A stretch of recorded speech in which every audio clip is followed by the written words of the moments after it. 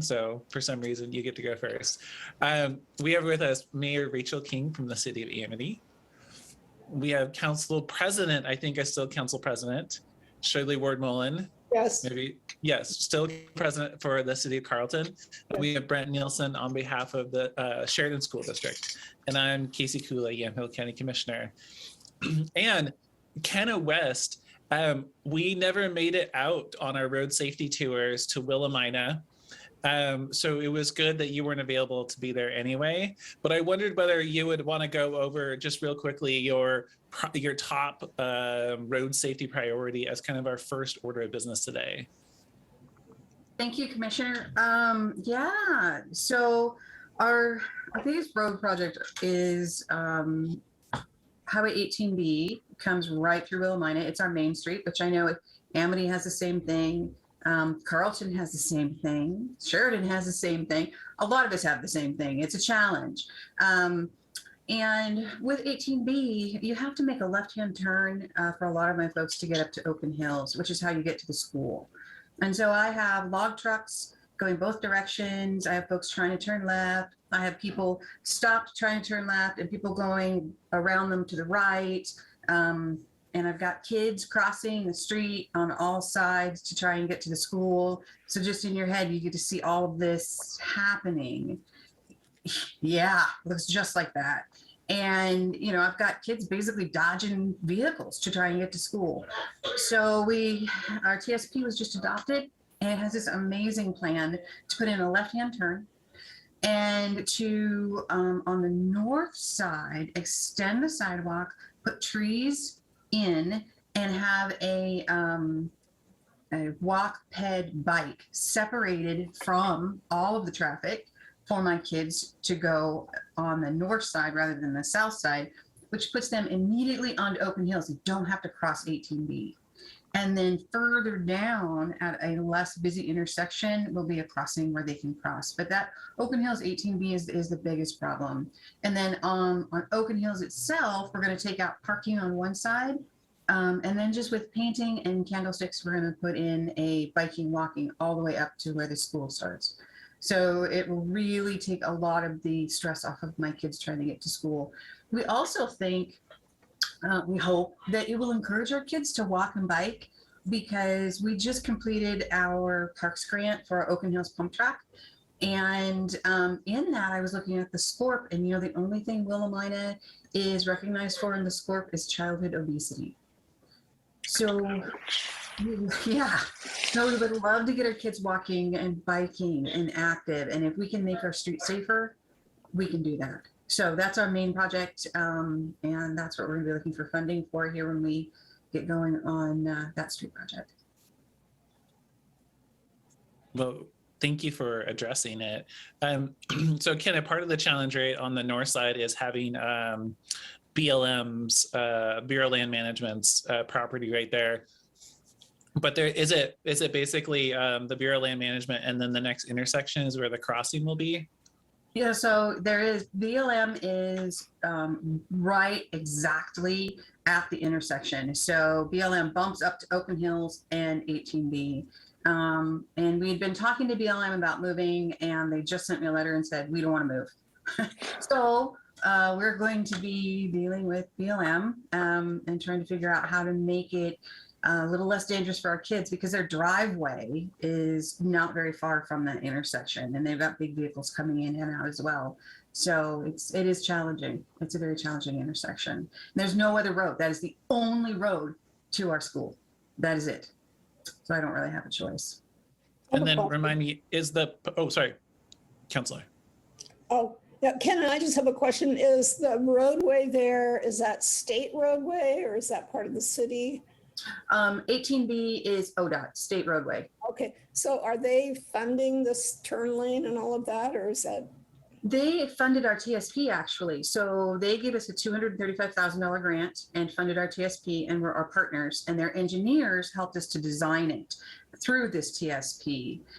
What we were looking at is a Safe Schools grant, and ODOT was going to help us walk through that. We won't do it this grant cycle, we'll do it next grant cycle. The timing was just way too tight. But yeah, ODOT is going to partner with us. They won't pay for it, but they'll partner with us on the grant and help us get the documentation and make sure that the engineers are on board with everything that we've done at this point.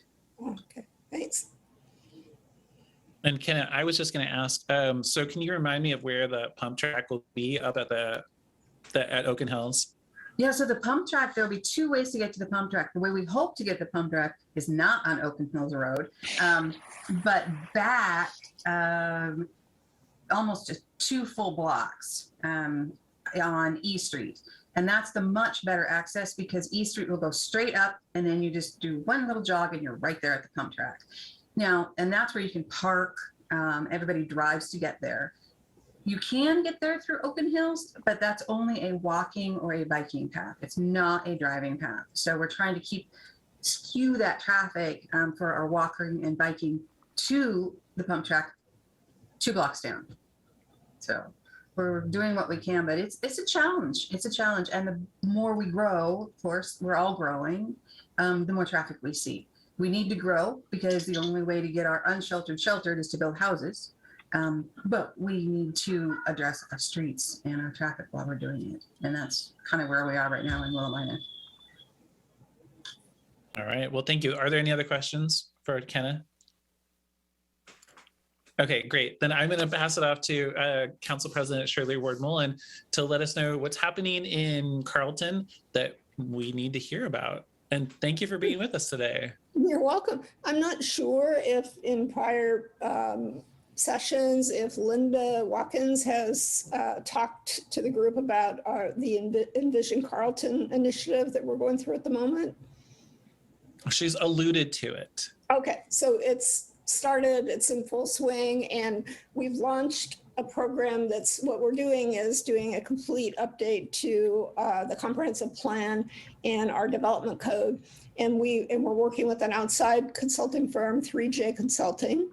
And so we have named this program Envision Carlton. And so the first thing that we're doing is we're doing a citywide engagement process. So we have a committee that is made up of citizens, residents, business owners, myself as a city councilor, I'm on the committee, and we're doing an outreach across the community, setting up these small meetings with folks to get their ideas and input about what they want Carlton to be, you know, what they love about Carlton and they want to keep, what they don't like so much about Carlton and want to see changed, you know, enhancements, improvements, et cetera. And so we're going through that process right now, and we hope to have that finished by this first part by the end of May, and then our consulting firm will synthesize all that information and then we take it to the next step. So it's probably a year to maybe a little more than a year of a process to get to where that comprehensive plan is updated and submitted for approval.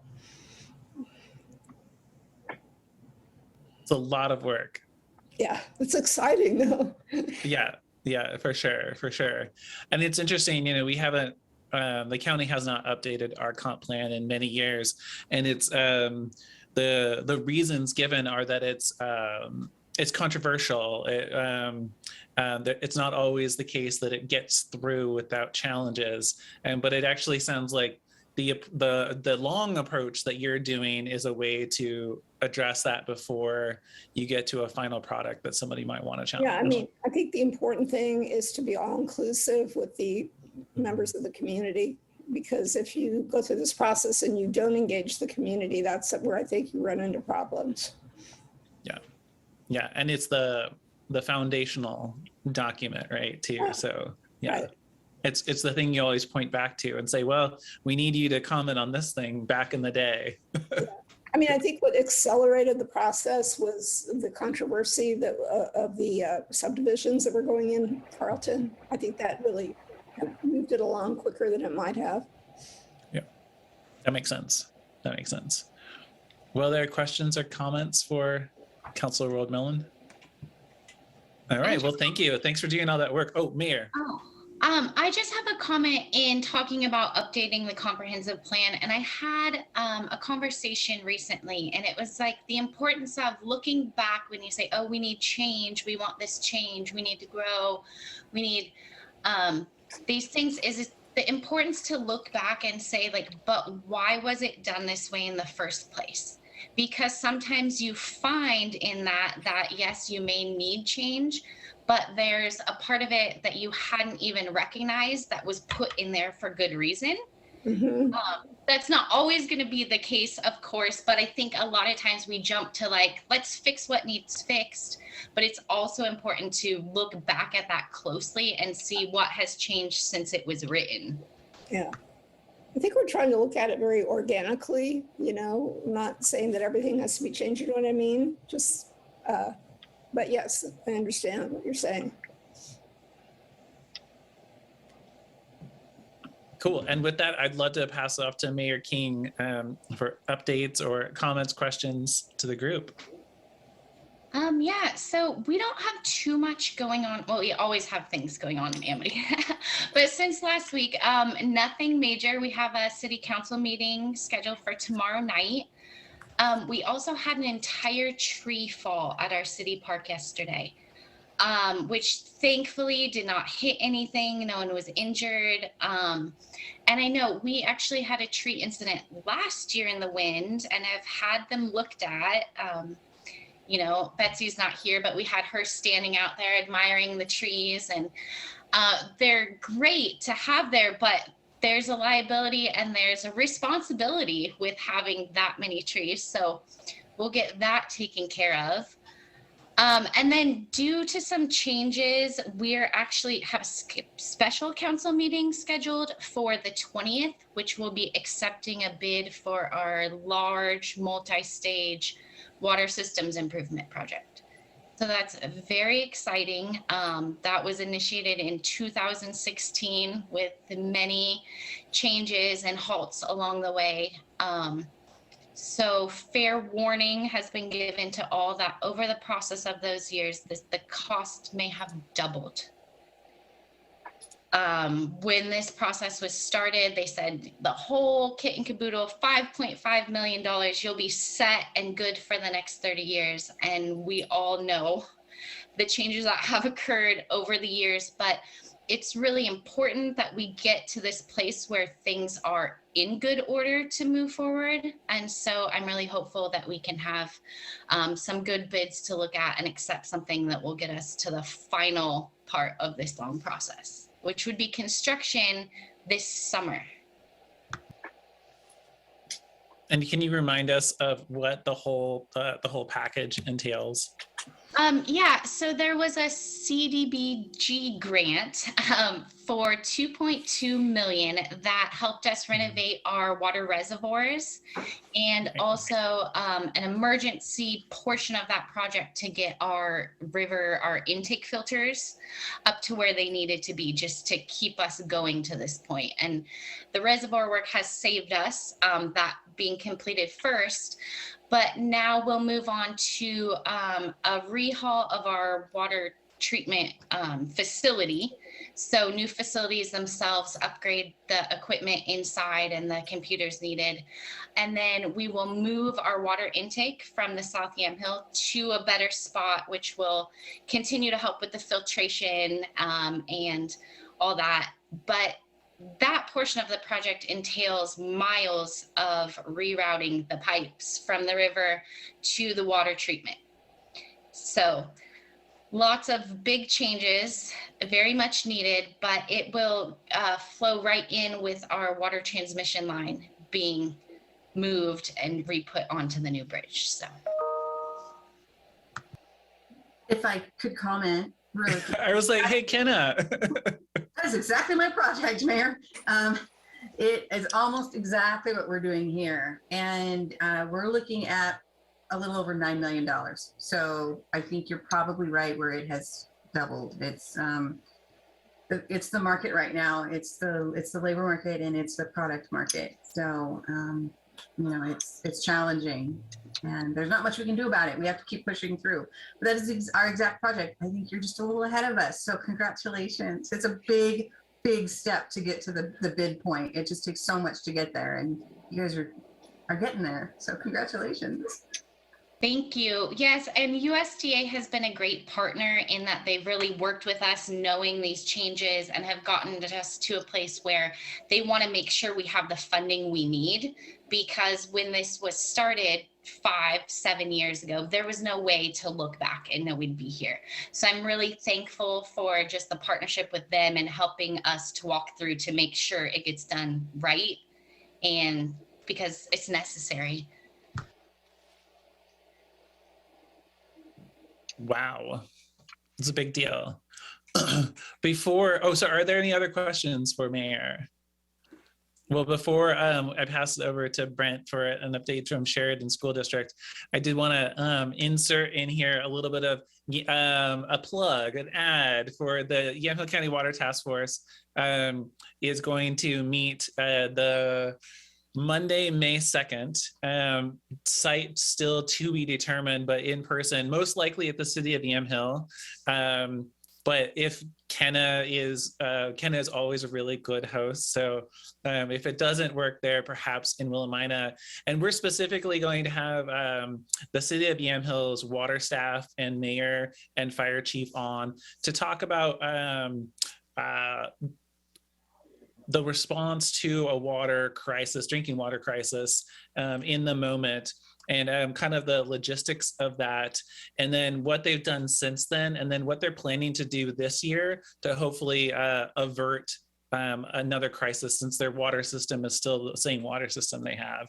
And I hope that it'll be very helpful to water managers and cities and mayors, but I also hope it'll be helpful for the concerned water residents, like drinkers that are in the community, about what's the state's role, what's the county's role, what's the city's role, and then what's the average resident's role in all of this too. So Monday, May 2nd. All right. Quick question, and this will be recorded, so residents, for instance, of Yamhill can watch this later? Yeah.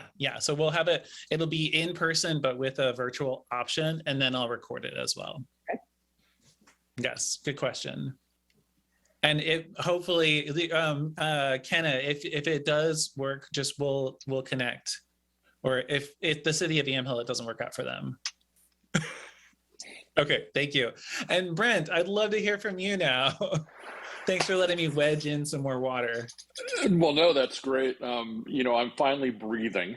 I thank you very much for your help last Friday. I suspect many of us went through the same kind of, I don't know, the sieve or whatever of trying to squeeze everything in. If you're not doing the congressionally directed spending stuff, then your Friday last week was probably peaceful. But it's good to have that done. Now we move on to Congresswoman Bonamici's office for step number 2. But I think it's exciting. It's a compelling story, and we've shared the story here. So now it's just putting the pieces together so that people can support it. And that's that. I personally enjoy that part because I like being able to tell the story, and I like being able to say this is what we're doing, and that's kind of where I get some motivation. So it's a good process.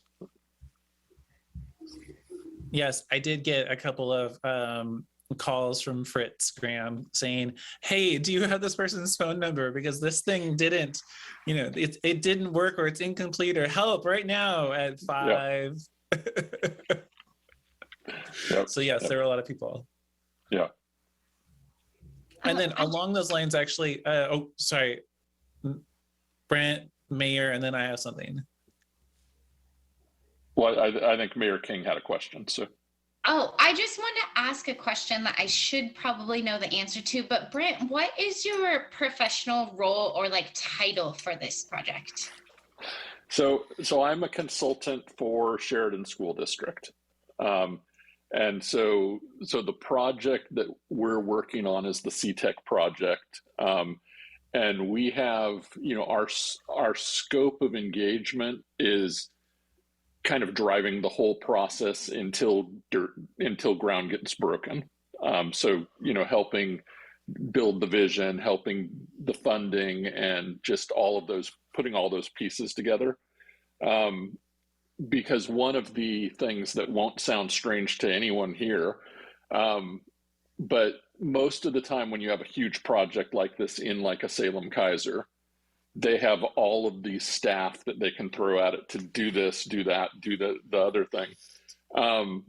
You know, Superintendent Vickery would have been the one person doing all of this.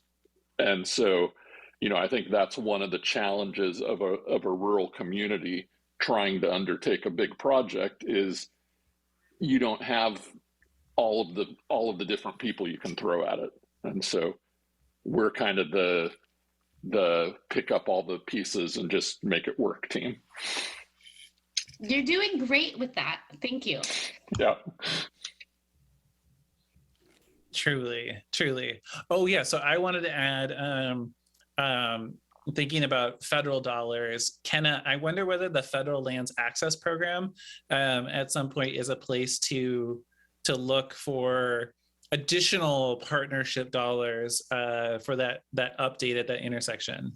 Just because, you know, there's federal money that's set aside for improvements to transportation networks that are adjacent to federal lands. And we're actually, in your neck of the woods, the county is applying for FLAP funds for East Creek Bridge replacement. It's kind of near you, but not really. Yeah. Okay, is there anything else for Brent? Well, I get off easy. I know, right? Well, thank you for doing that, the earmark requests, and for the next round of them. I will say that this Friday, we're also doing our next in the series of road safety tours. So we'll start out in Carlton, and then we'll move around the county. And I will, if you're on the list, I'll send you the updated email about where we'll be and at what times.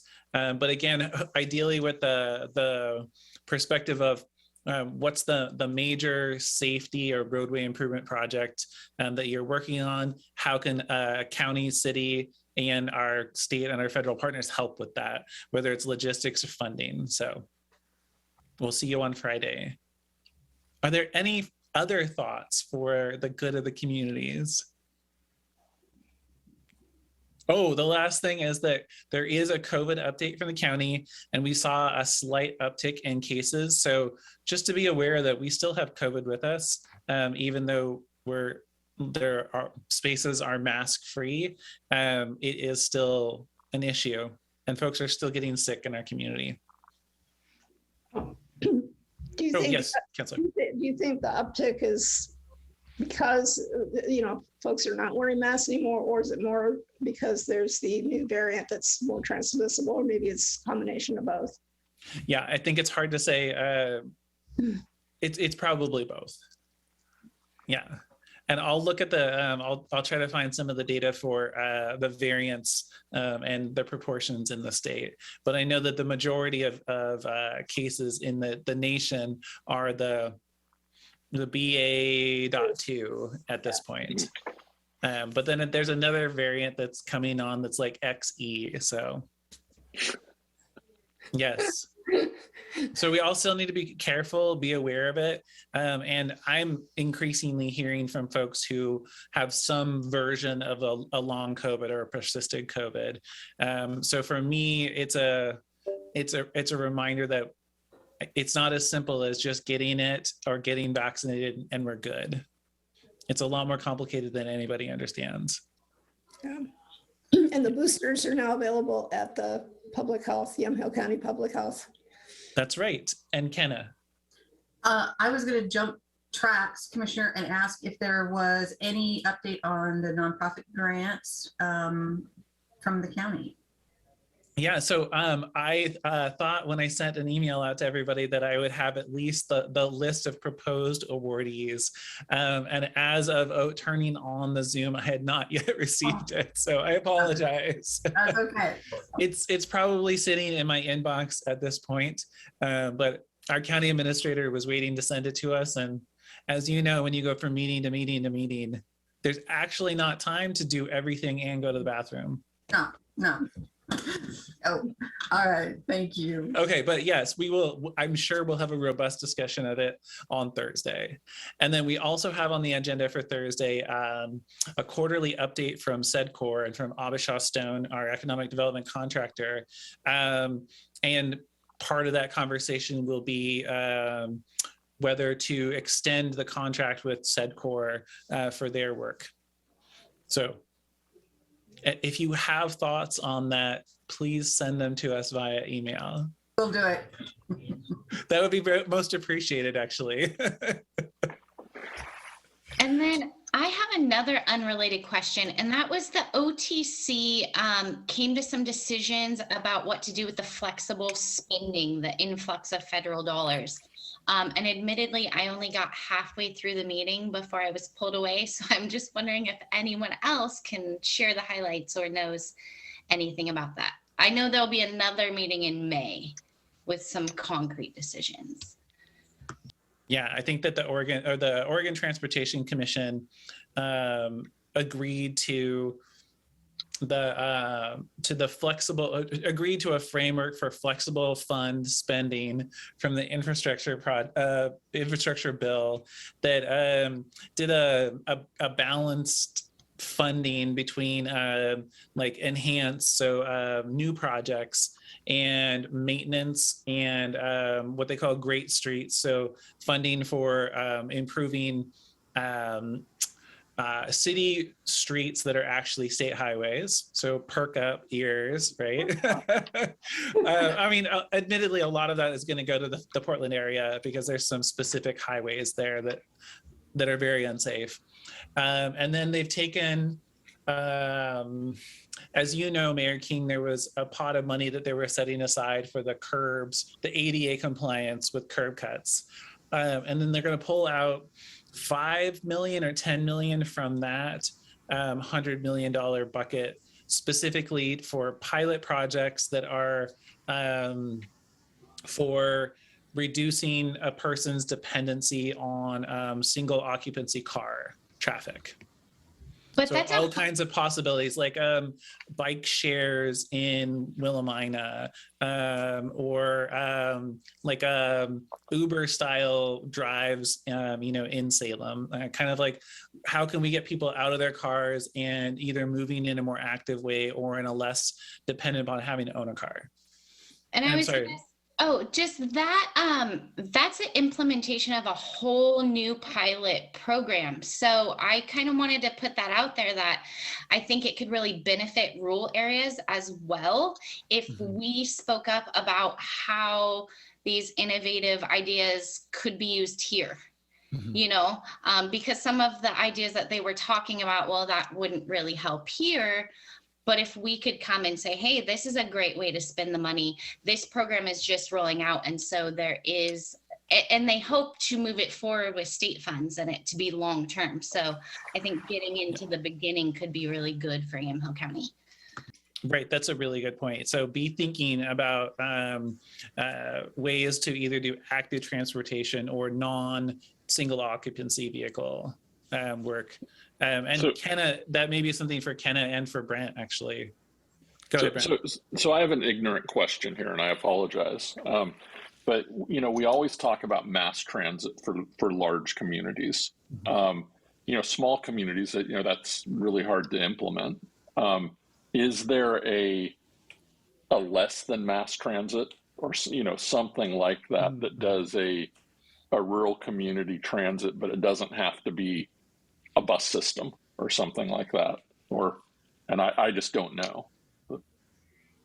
Yeah, so one of the so we do have in Yamhill County Transit, there are like small buses and vans that can be used for this.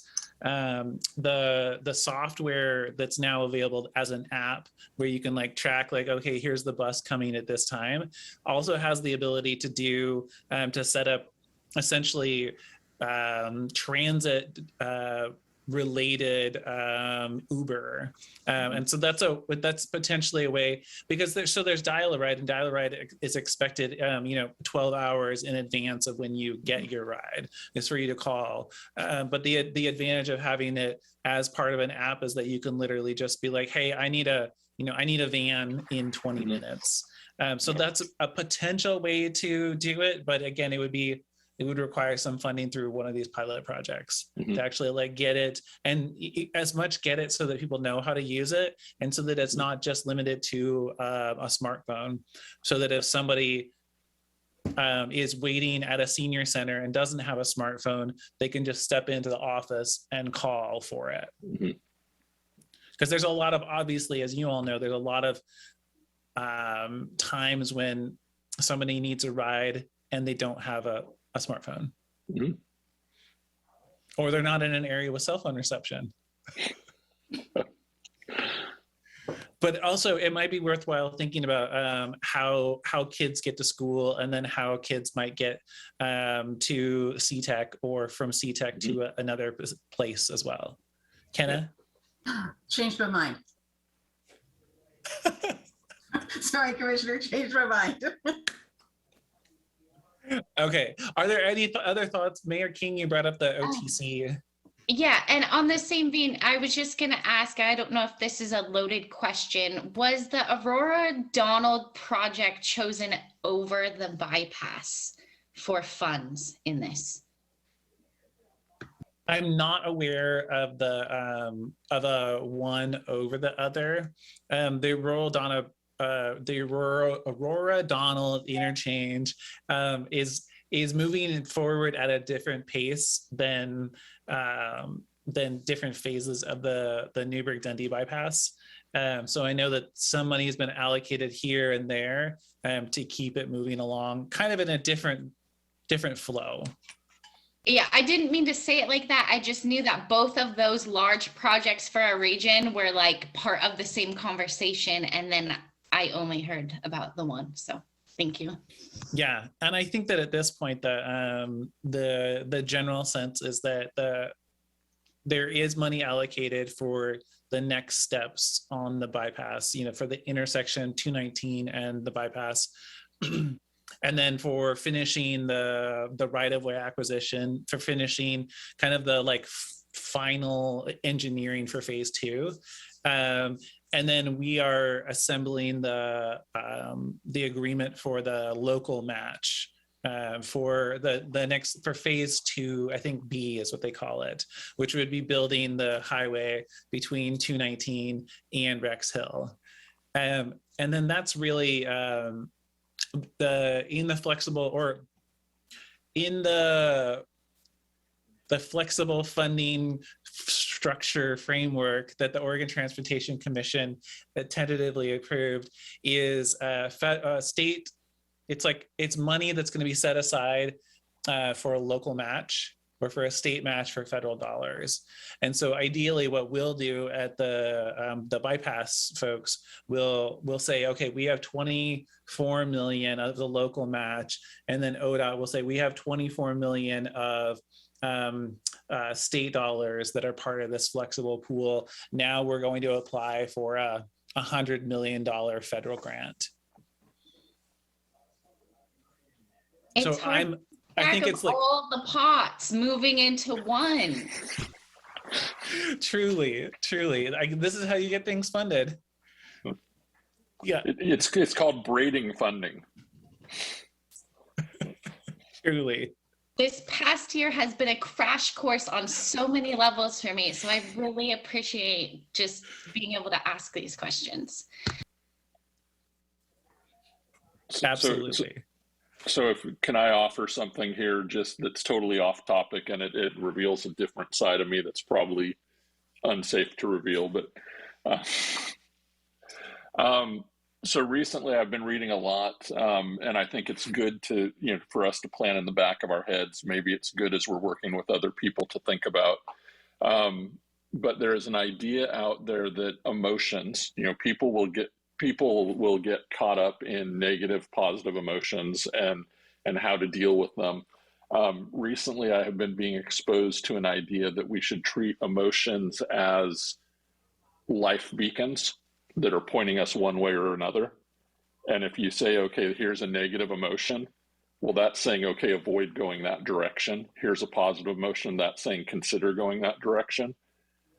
And those emotions become much less threatening when you look at them as just signposts. And so I just think that's it's a valuable thing to think about.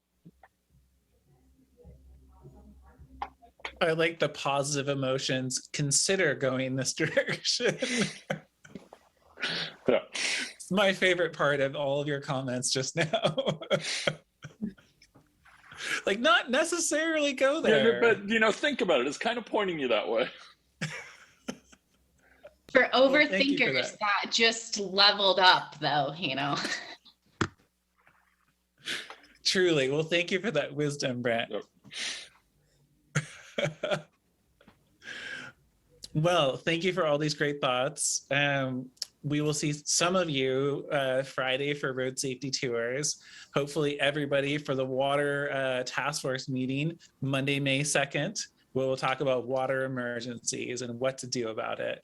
And I will say that right now, as other counties declare drought emergencies, it should be in all of our minds that this is something that communities from the water emergencies of silt and banks and creeks moving to the actual just not having enough water in the moment happen here too. So sobering thought, but we can do something about it. It just costs a lot of money.